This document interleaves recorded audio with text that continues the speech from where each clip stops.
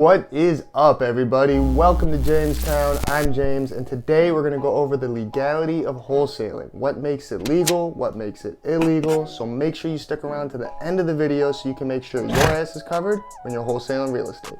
Let's get into it. All right, so the first thing you want to check when you're wholesaling real estate in your state is whether or not you need a real estate license to do so. For example, where I live in Illinois, you can do one wholesale deal every calendar year without having a real estate license. Any more than that, and you could possibly get fined. Now, there's many ways around this. You can JV with people that have real estate agents or are real estate agents, or you can do what I do and you can write a real estate agent into your contract. You get a realtor on your team, you add them to the contract as the realtor on the deal, give them a small percentage, and you can do as many wholesale deals as you want. Now, no matter which state you live in, I would always recommend investing your own time, energy, and resources into getting a real estate license wherever you want to do business. Makes things easier, gives you more exit strategies, and just helps you overall make more money. I currently have finished all my real estate classes and I'm just waiting to take the test, so I'll keep you guys updated and let you know when I'm a fully licensed realtor as well. Once you make sure you're following the laws as far as licensing goes in your state, the next thing you want to pay attention to is who you're targeting as your clients. Me personally, I've never wholesaled a house to anybody that's over the age of 65.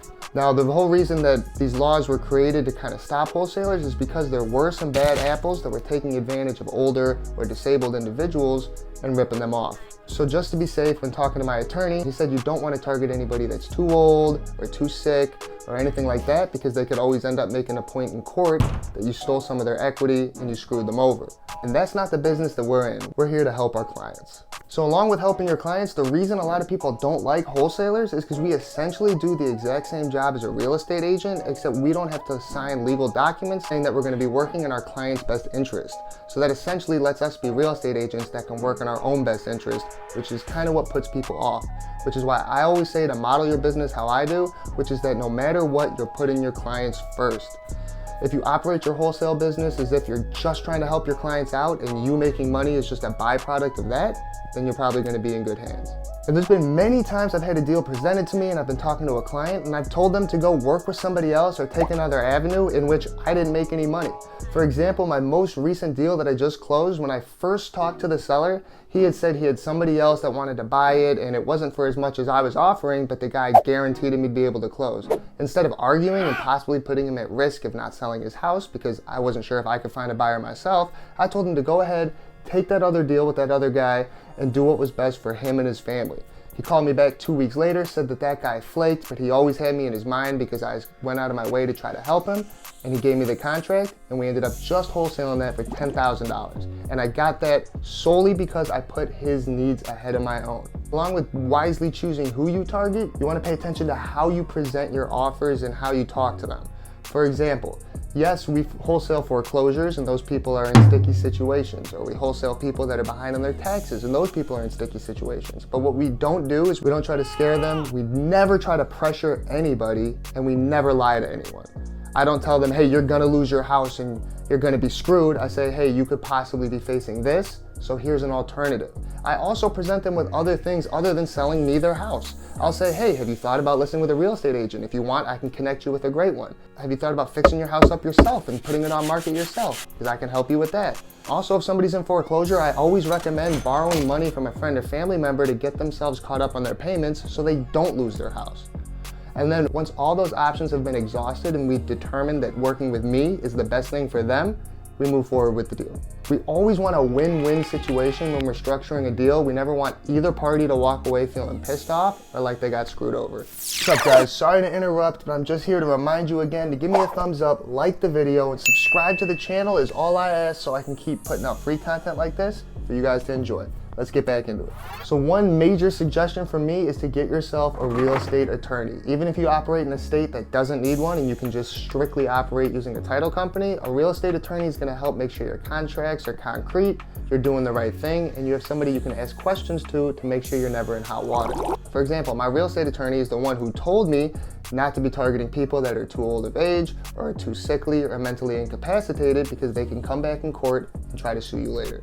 Furthermore, you want to make sure that the seller understands you're going to be assigning the contract. I never make my sellers walk into the closing attorney's office or the title company and be like, he's not the one buying my property.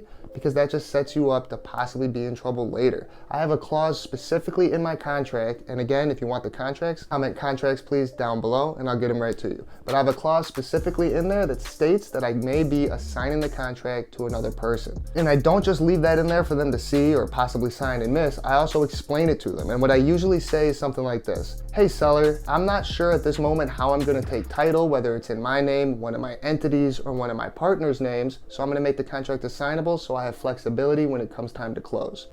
That way they understand everything. And when I'm actually showing the property to cash buyers, I tell the seller, hey, I'm bringing in my potential partners to come look at the property to see if anybody wants to work with me on the deal. Then when I find a buyer that wants it, I go back and tell my seller again, hey, I found somebody that wants to take over the contract, so I'm gonna assign it to them and they'll be the one closing on your property. And then I always make sure to tell the seller that they're gonna see an assignment fee on the closing statement, and that's being paid by the person I assigned it to and has nothing to do with them. That way, instead of them thinking that you stole some of the money out of their deal, they just think that they got what they asked for and you got money from the buyer for assigning him the contract. So as you can see, I keep my sellers up to date every step of the way and make sure that they're comfortable and they understand what's going on. So that's it, guys. There's the legality of wholesaling, what you should do, what you shouldn't do. So again, you want to make sure you pay attention to who you're targeting as far as clients go, how you're talking to them and presenting information to them. And you want to make sure that you have a good attorney or title company, or better yet, both, so you can make sure that transactions close properly and legally. And the most important thing to keep you out of trouble is to make sure you're working in your client's best interest. Regardless of everything else, if you're really busting your ass to help your client out of their situation, you're going to be good. So don't forget to check your state, figure out what you need and what you don't, follow the rules where you live, and overall just be an honest and reputable business person. Now, if you guys have any other questions as far as title companies, attorneys, the legalities of wholesaling go, leave them down below in the comments and I'd love to help you out.